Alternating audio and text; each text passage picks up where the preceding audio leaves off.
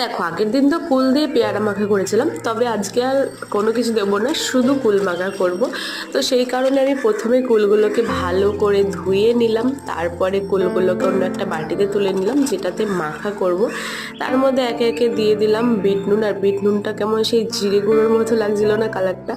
তারপরে দিয়ে দিলাম চিনি, আর তারপরে দিয়ে দিলাম নুন, আর তার মধ্যে দিলাম দুটো লঙ্কা, কারণ বাচ্চারাও খায় সেই কারণে বেশি ঝাল দিইনি। আর আগের দিন লঙ্কা ডলে আমার আজকেও মানে পরের দিন পর্যন্ত হাত জ্বলছিল। তারপরে কুলগুলোকে ফাটিয়ে নিলাম। তারপরে মাখা শুরু করার পরে মনে পড়লো যে লেবু পাতা দেওয়া হয়নি, তারপরে আমি একটু লেবু পাতা এনে লেবু পাতাও দিয়ে দিলাম। তো কার কার জিভে জল আসছে বলো, কে কে খাবে চলে এসো তাড়াতাড়ি। তো তারপরে আমি সবাইকে কলা পাতায় দিয়ে দিলাম, কারণ তোমাদের বলেছিলাম কলা পাতায় একটা মানে কলা পাতায় খাওয়ার টেস্টি আলাদা। তো তারপরে আমিও খেয়ে নিলাম। পারফেক্ট। বাই।